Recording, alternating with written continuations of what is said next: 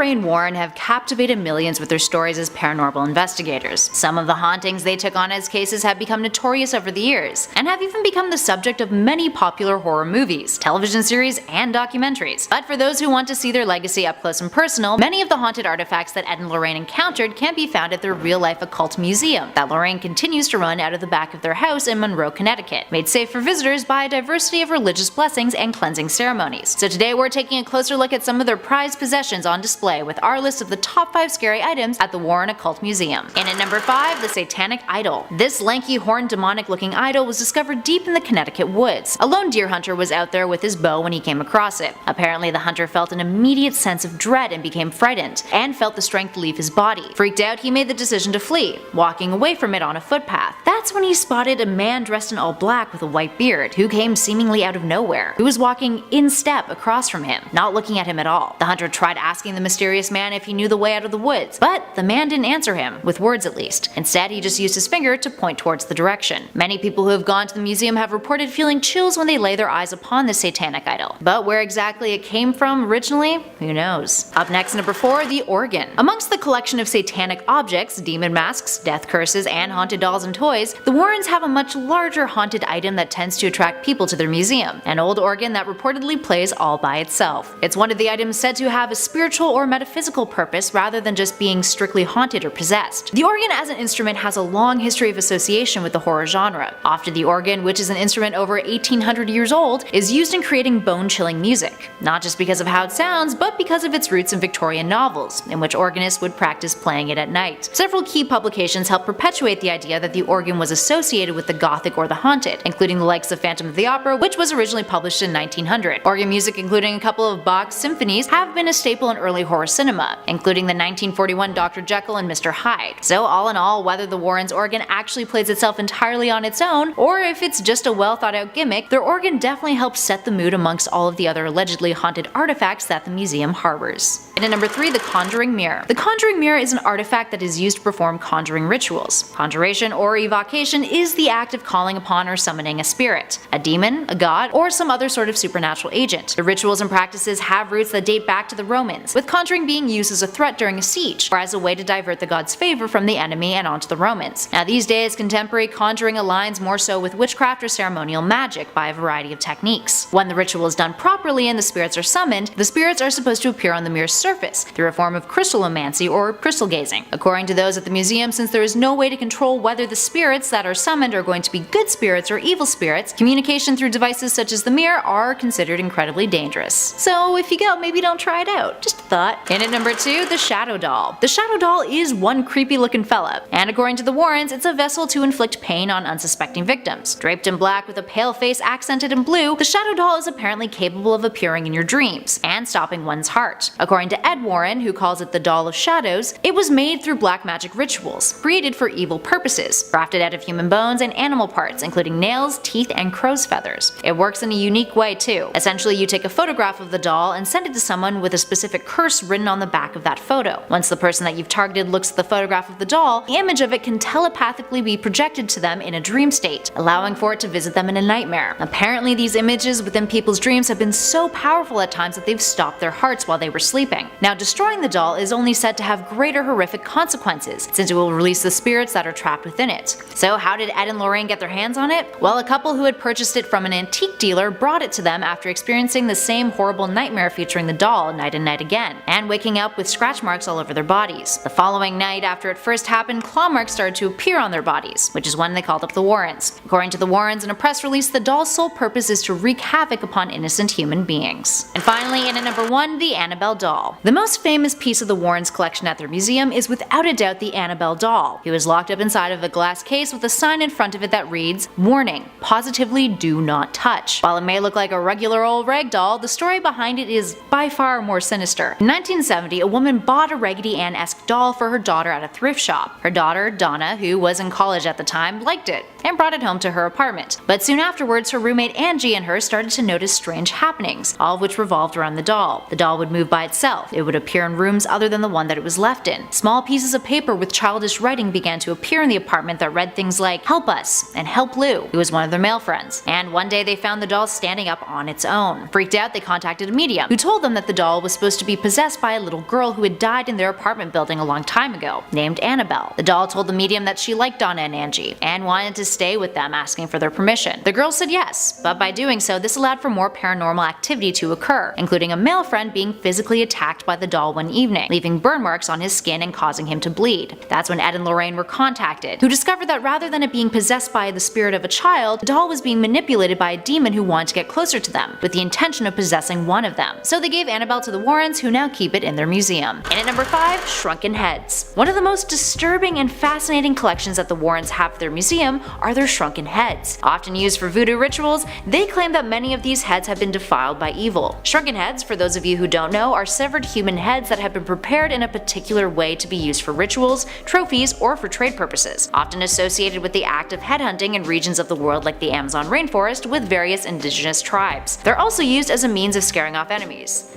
Which, yeah, totally understand how that works. Would not go anywhere near that. And at number 4, a vampire coffin. While vampires are often portrayed as sex symbols in movies and books, vampires in real life, if they do exist, are allegedly much more dangerous. I can imagine why. Inside the museum, the Warrens have a coffin that is said to have been used by a real-life modern-day vampire. On its front, there's a gothic design, and a photograph of Ed taken upon retrieving the coffin. So, what do you guys think? Is there a chance that vampires really exist? Or are they just a fantasy? There have been cases throughout history of humans drinking blood, claiming that the act is life-sustaining, but whether or not their anatomy is that of what a vampire is supposed to be is actually yet to be scientifically proven. Who knows? Maybe the Warrens have stumbled upon something interesting. And at 3, masks.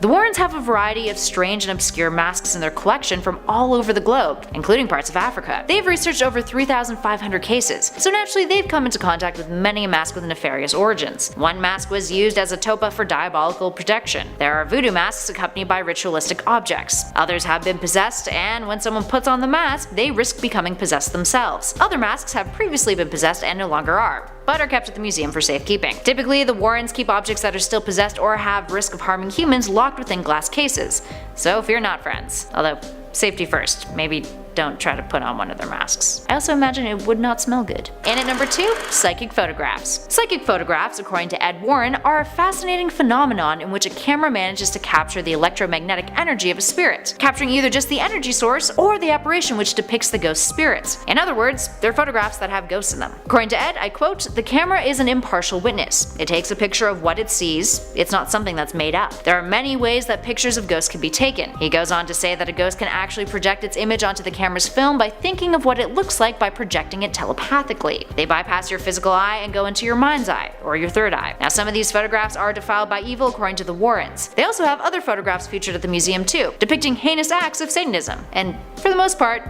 none of these photographs came in a time when Photoshop actually existed, so who knows? And finally, at number 1, children's tombstones. Outside of the Warren Museum, you can snap a photo of yourself with a collection of tiny tombstones. Now, these tombstones, all of which previously belonged to deceased children, are said to have been used as satanic altars in various rituals. Now, throughout history, tombstones have been used as part of rituals in a practice that is often referred to as satanic ritual abuse, and was considered a subject of moral panic in the US during the 1980s that spread throughout parts of the world in the 90s. It was often associated with individuals who had dissociative identity disorder. It was also the focus of conspiracy theories in which SRA organizations, whose members were allegedly wealthy and powerful individuals, would abduct children and use them for sacrifices, as well as pornography and prostitution. It's not the only item that has ties to young children at the museum either. The Warrens also have a spike that was used to kill a baby by its own mother as a sacrifice to the devil in an act of Satanism. Ugh, creepy stuff. In at 5, brick from Borley Rectory. Labelled as the most haunted house in Britain, Borley Rectory was built in 1862. It housed the rector of the parish of Borley before being damaged by a fire and later demolished in 1944. However, between those periods, paranormal events began to occur at the old rectory. Beginning in 1863, only a year after the house was built, locals of the town had reported hearing unexplained footsteps coming from the house. And then in 1990, 4 daughters reported seeing the ghost of a nun 40 yards from the house. Other locals had also reported strange occurrences such as phantom carriages being driven by headless horsemen. By the 1930s, a new set of residents were occupying the house and were driven to hire paranormal investigators to perform exorcisms, during which time one of the men was struck by a fist-sized stone. Ouch. In 1939, the fire was deliberately set ablaze and locals had reported that they saw the figure of a ghostly nun not long before it happened. With the history of the house, it's no surprise the Warrens Warrens are holding onto one of the surviving bricks in order to conceal the spirits trapped within. In at 4, human skulls. This is the first of a few on our list to be collected from a satanic practice, and the picture is eerie and very unnerving. The human skull has a star on the forehead and is situated on a shelf on top of a miniature throne-esque stand. I say this because the Warrens haven't gone into too much detail about the history of the skull or the satanic practice it was used in. Likely it was a host to draw in a demonic entity or the devil itself. Many satanic rituals regarding devil worshipping made use of murder and cannibalism in their rituals. However, at the end of the 20th century, hysteria surrounding satanic rituals died down and summed up as a myth. Even FBI investigator Ken Lange stated that he had investigated 300 allegations of satanic ritual abuse and found no evidence for Satanism or ritualistic activity in any of them. I don't know though, we live in a world devoted to the macabre, and I'm sure there are folks out there partaking in rituals like these. What do you guys think? In at 3, Ouija Board. As we know, Ouija boards, also known as spirit boards or talking boards, were introduced by Hasbro as a child's game, each player taking turns to ask questions and waiting to see what the planchette spells out. Innocent enough, right? Well, we all know that's not the case. The Catholic Church were the first to point out the game can lead to occurrences such as demonic possession, you know, the usual, and advised inexperienced users to not mess with it. In 2001, Ouija boards were even burned in New Mexico by fundamentalist groups because they believed them to be symbols of witchcraft. But don't fret, they also burned Harry Potter books, so I'm not sure their heads were screwed on quite right. Regardless of everything, it's arguably pop culture that heightened the fear around the game, with films such as The Uninvited, The Exorcist, and Paranormal Activity all including the game, and violent entities communicating with it. Now, the Warrens of course have their own Ouija board in their occult museum. There isn't much information about its history or where they took it from, but I'm sure it's pretty damn creepy. In at number 2,